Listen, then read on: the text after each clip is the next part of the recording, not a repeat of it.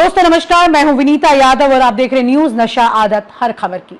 आज हम बात करने जा रहे हैं कि खास ऐसे मुद्दे की जिसके बारे में किसी ने देश में सोचा नहीं था, लेकिन अचानक से मोदी सरकार मॉनसून सेशन में, पार्लियामेंट का वो सेशन जो बवाली था, उसमें एक बवाल चुपचाप से काट के चली गई जिसका आपको अंदाजा भी नहीं हुआ।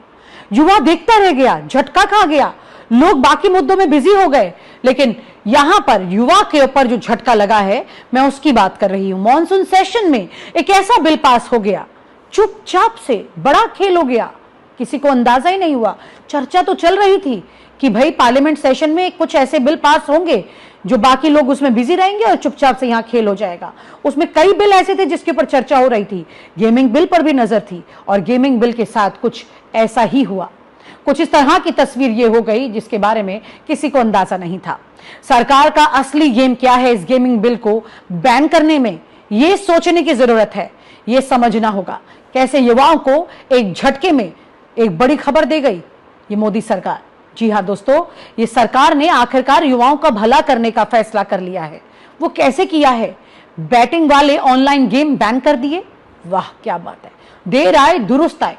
लेकिन यहां ठहर जाइए, सवाल यह है कि यह फैसला युवाओं के भले के लिए है या सरकार के पॉलिटिकल स्कोर बोर्ड पर कुछ नया हाई स्कोर क्रिएट करने के लिए है। क्योंकि भाई गेमिंग बैन करने से सरकार का गेम तो अपग्रेड हो चुका है। जी ये तो हो चुका। वैसे पीएम साहब ने क्या लाइन मारी थी वो आपको याद है? मैं तो नौसिखिया हूं। इन युवाओं को बुला के, गेमिंग वाले युवाओं को बुला के कहा था, सर आप तो मास्टर प्लेयर निकले, ऐसा मूव खेला कि पूरे गेमिंग सेक्टर का गेम ही ओवर कर दिया। ये युवा देखते रह गए, उम्मीद कर रहे थे, मिले थे हम, कुछ होगा। सरकार का असली इरादा क्या था इनको अंदाजा ही नहीं था। तो भाई लोग, नया कानून आ चुका है, नाम भी बड़ा भारी, promotion and regulation of online gaming bill 2025। क्या बात है, नाम सुनकर लग रहा है सरकार गेमिंग को प्रमोट करेगी, लेकिन प्रमोशन कहां? प्रमोशन मिल रहा है सिर्फ ई स्पोर्ट्स को। बाकी games, fantasy, leagues, poker, rummy, सबका पोस्टमार्टम हो गया है।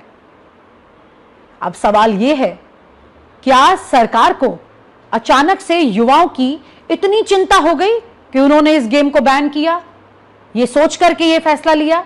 क्या सरकार ने सोचा ये गेमिंग वाले ऐप्स विपक्ष की तरह हो चुके हैं, कंट्रोल से बाहर हो रहे हैं, अब इन पर एक कंट्रोल किया जाए? या फिर ये कदम सिर्फ दिखावा है कि हम युवाओं के हितैषी हैं, जबकि असली खेल कहीं और चल रहा है? युवाओं के हितैषी है ना आप? अभी इन सवालों का जवाब दीजिएगा। पहले समझ लीजिए कैसे नौसिखिया मास्टर स्ट्रोक मारकर चले गए नरेंद्र मोदी जी। पीएम साहब बोलते हैं युवाओं को, मैं नौसिखिया हूं। भाई अगर ये नौसिखियापन है तो फिर प्रोफेशनलिज्म कैसा होगा? आज का युवा ये सवाल कर रहा है। एक मजाक ने पूरे इंडस्ट्री को मजाक बना दिया। करोड़ों की इंडस्ट्री, लाखों नौकरियां, करोड़ों यूजर्स, सबके सपनों पर जबरदस्त ताला लग चुका है। सवाल यह है, क्या यह फैसला करने से पहले सरकार ने कोई रिसर्च किया था? युवाओं से पूछा था क्या? या फिर से वही सब कुछ, जो हम करेंगे वही सही, बाकी सब ताले लगा लीजिए? ये अंदाज इनका अपना निराला है, इसमें कोई दो राय नहीं। कानून की ये धार युवाओं पर चल रही है जोरदार। अब ये कानून कह रहा है बैटिंग गेम्स बैन, 3 साल जेल, 1 करोड़ तक का जुर्माना। विज्ञापन करने वालों को भी नहीं छोड़ा, 2 साल की सजा, 50 लाख का फाइन, ये देना होगा आपको। क्या बात है? अब इस पर बड़ा सवाल। अगर सरकार को इतनी ही युवाओं की चिंता थी तो फिर सट्टेबाजी पर पहले से सख्ती क्यों नहीं की थी?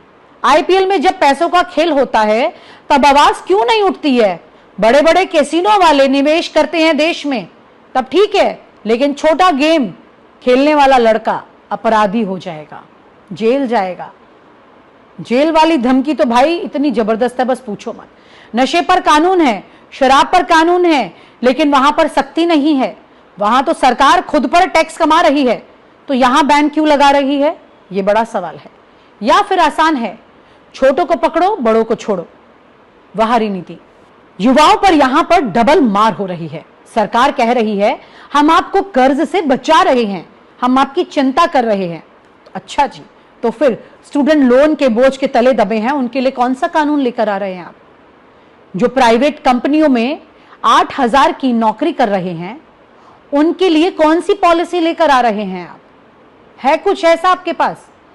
सरकार कह रही है हम आत्महत्या रोकना चाहते हैं, बहुत अच्छी बात है, लेकिन फिर रेलवे में भर्ती का इंतजार करते करते जो लड़के आत्महत्या कर लेते हैं, उनके लिए क्या कर रही है सरकार?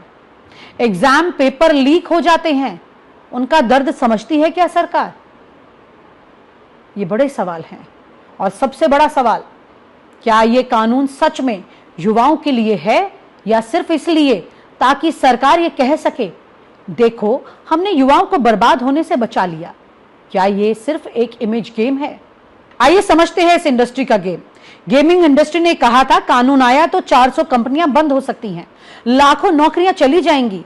सरकार ने जवाब दिया नहीं भाई। यानी कि एक तरफ कहते हैं make in India, digital India, और डिजिटल इंडिया दूसरी तरफ उसी डिजिटल इंडिया के स्टार्टअप को मार रही है सरकार। अगर ये इंडस्ट्री इतनी खराब थी तो आप पहले इस इंडस्ट्री से टैक्स क्यों वसूल रहे थे? बताइए जरा। सरकार को 20,000 करोड़ का टैक्स मिला इनसे, वो वापस होगा क्या इन युवाओं को?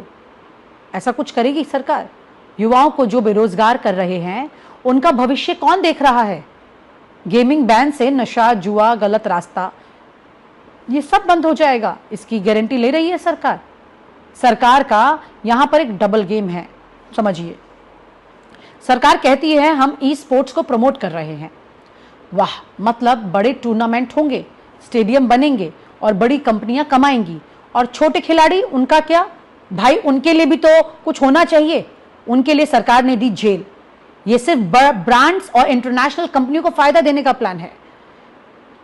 क्या सरकार मेक इन इंडिया के नाम पर फिर से एमएनसी को प्रमोट कर रही है? ये बड़ा सवाल है। अगर हां तो ये सिर्फ कानून नहीं, ये मार्केट क्लीनअप है, जहां छोटे हटेंगे, बड़े छा जाएंगे। तो दोस्तों, सरकार का गेम अब क्लियर है। आप खेलिए, लेकिन वही जो हम कह रहे हैं, पैसा लगाकर खेलोगे तो अपराधी बन जाओगे, और अगर ई स्पोर्ट्स खेलोगे तो राष्ट्रभक्त हो जाओगे। जी हां, क्या बात है, गजब। आखिरी सवाल, क्या ये कानून युवाओं को बचाने के लिए है या उन्हें कंट्रोल करने के लिए है? ये बड़ा सवाल है। क्या ये फैसला जनता की आवाज से आया है या पॉलिटिकल माइलेज के लिए है? आप सोचिए, जवाब दीजिए, और हां, याद रखिए, ये सिर्फ गेम नहीं, ये सिस्टम का असली पावर प्ले है। युवा यहां पर समझ नहीं पा रहा होगा कि आखिरकार उसके साथ क्या हुआ है। कुछ परिवारों के साथ ऐसी घटनाएं हुई, लेकिन उसकी वजह से एक बहुत बड़ी इंडस्ट्री को बड़ा झटका देकर सरकार ने कौन सा पावर प्ले किया है, ये आप सोचिएगा जरूर। नहीं, बिल्कुल अच्छा विधेयक है। देश के अंदर एक अच्छा संदेश जाएगा। हम देश के अंदर रोज आत्महत्याओं को देखते हैं, सुसाइड को देखते हैं, परिवारों को बर्बाद होते देखते हैं। इस तरीके का विधेयक लाना और उस पर सदन में आपके विचार, आपके सुझाव वो अवगत करना अच्छा है। कई विधेयक देश हित में, राष्ट्र हित में होते हैं, ऐसे विधेयकों पर चर्चा करिए आप। हाँ, तैयार है ना? इस विधेयक पर आप बैठिए, सबको मौका दूंगा, और रात को 2 बजे तक का मौका दूंगा। अगले दिन तक बोलने का, अगले दिन 11 बजे तक मौका दूंगा। देखिए, देखो, ये ऑनलाइन गेमिंग का विषय, और माननीय आपने कई बार विषय उठाया है। प्रतिपक्ष के सभी माननीय सदस्यों ने इस विषय पर हमेशा मांग की है कि इस पर कानून बनना चाहिए, और मेरे को लगता है इसमें सारा सदन एक मत है, और इसीलिए इस कानून को लाया जा रहा है। कुछ कमियां हैं, कोई विषय है तो आप अपनी बात के अवगत कराएं। महिला सदस्य बेटी, उन्होंने परिवारों को बर्बाद होते देखा है, नए बच्चों के जीवन को बर्बाद होते देखा है, आत्महत्याओं को होते हुए देखा है। इसलिए आप इस पे 18 घंटे चाहे तो 18 घंटे चर्चा कराऊंगा। जितने विचार व्यक्त करने इनके प्रेमचंदन जी, बहुत दिन हो गए आपको बोले हुए। इनके प्रेमचंदन जी बहुत दिन हो गए बोले हुए। हाँ बोलिए। सदन में बोलने के लिए आते हैं, बेल में आके हंगामा करने के लिए नहीं आते। बोलिए माननीय मंत्री जी, रखिए विषय। Item number Honorable 65A। Honorable Speaker, sir, I rise to move that the promotion and regulation of online gaming bill 2025 be taken into consideration. माननीय अध्यक्ष महोदय, इन पिछले 11 वर्षों में भारत में डिजिटल टेक्नोलॉजीज बहुत तेजी से फैली है, नई टेक्नोलॉजी डेवलप हुई है और टेक्नोलॉजी के कारण देश की एक नई पहचान भी बनी है, स्टार्टअप इकोसिस्टम आगे बढ़ा है। माननीय अध्यक्ष जी, टेक्नोलॉजी से कई लाभ हैं। ऑनलाइन डिजिटल टेक्नोलॉजी से संबंधित एक सेक्टर ऐसा है, ऑनलाइन गेमिंग, जो एक बहुत महत्वपूर्ण सेक्टर बना है। इस सेक्टर में 3 सेगमेंट हैं। प्रथम सेगमेंट है ई स्पोर्ट्स का सेगमेंट, जिसमें स्ट्रैटेजिक थिंकिंग बढ़ती है, टीम में कोऑर्डिनेशन करना सीखता है व्यक्ति, कल्चरल एक्सचेंज करना सीखता है और दुनिया में एक बहुत नए तरीके से ई स्पोर्ट्स का बढ़ावा हो रहा है। दूसरा सेगमेंट है ऑनलाइन सोशल गेम्स। हम सब ने ऑनलाइन सोशल गेम्स, चाहे सॉलिटेयर हो, चाहे चेस हो, चाहे सुडोकू हो, ये सब देखे खेल। सीखने के लिए उपयोगी है, एजुकेशन के लिए उपयोगी है, एंटरटेनमेंट के लिए भी उपयोगी है, मेमोरी बढ़ाने के लिए उपयोगी और वाइडली अवेलेबल है, वाइडली खेले जाते हैं। लेकिन माननीय अध्यक्ष जी, एक तीसरा सेगमेंट ऐसा है ऑनलाइन मनी गेम्स, जो कि आज समाज में बड़ा चिंता का विषय बना है। जैसा आपने आरंभ में कहा, कई ऐसे परिवार है, कई ऐसे व्यक्ति है जिनको ऑनलाइन मनी गेम्स के कारण एक एडिक्शन हो जाता है, जिंदगी भर की बचत गेम में उड़ा दी जाती है। फ्रॉड और चीटिंग एल्गोरिदम्स ऐसे होते हैं कि पता नहीं चलता कि कौन किसके साथ खेल रहा है और एल्गोरिदम्स ओपेक एल्गोरिदम्स होते हैं, हार निश्चय हो जाती है। फाइनेंशियल लॉसेस, माननीय अध्यक्ष जी, कई परिवार नष्ट हुए, एक्सट्रीम केसेस हुए, सुसाइड भी हुई। अभी हाल ही में कर्नाटक की एक रिपोर्ट है टाइम्स ऑफ इंडिया की, 32 सुसाइड 31 महीनों में, ये टाइम्स ऑफ इंडिया में 20 तारीख को छपा है। और उनके गृह मंत्री जी ने भी मतलब एक ऐसे करीब करीब इस्टेब्लिश हो गया है कि ऑनलाइन गेमिंग के कारण, मनी गेमिंग के कारण सीरियस इम्पैक्ट आ रहा है फैमिलीज पे, मनी लॉन्ड्रिंग हो रही है, टेरर सपोर्ट हो रहा है। अध्यक्ष जी, वर्ल्ड हेल्थ ऑर्गेनाइजेशन ने अपनी रिपोर्ट में स्पष्ट कहा है कि association between online money games and compulsive behaviour, psychological distress, financial hardship, disruption of family life, उन्होंने इसको ऑनलाइन गेमिंग का डिसऑर्डर एक नया घोषित किया है। माननीय अध्यक्ष जी, इसीलिए इस बिल में 2 भाग है। 3 सेगमेंट में से 2 सेगमेंट को सरकार प्रमोट करना चाहती है, ई स्पोर्ट्स को, ऑनलाइन सोशल गेमिंग को।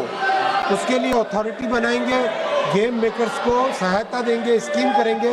लेकिन माननीय अध्यक्ष जी, जब समाज के बारे में, मध्यम वर्गीय परिवारों के बारे में और इंडस्ट्री के एक सेगमेंट के बारे में, जब समाज के बारे में और सरकार के रेवेन्यू के बारे में चिंता करनी होती है, इन दोनों के बीच में माननीय प्रधानमंत्री श्री नरेंद्र मोदी जी ने हमेशा मध्यम वर्ग के परिवार को ही चुना है, हमेशा समाज के बेनिफिट को ही चुना है, कभी इसमें कॉम्प्रोमाइज नहीं किया है। और इस बिल में भी प्राथमिकता दी गई है समाज के कल्याण को, और समाज में जो बहुत एक बड़ी बुराई आ रही है उससे बचने के लिए ये बिल लाया गया। माननीय अध्यक्ष जी, मैं रिक्वेस्ट करूंगा इस हाउस से इसको यूनानिमसली पास करें। और आप हमसे जुड़े रहने के लिए सब्सक्राइब करें YouTube पर, फॉलो करें Twitter पर और लाइक करें Facebook पर। और ज्यादा जानकारी के लिए आपको टाइप करना होगा सिर्फ न्यूज नशा।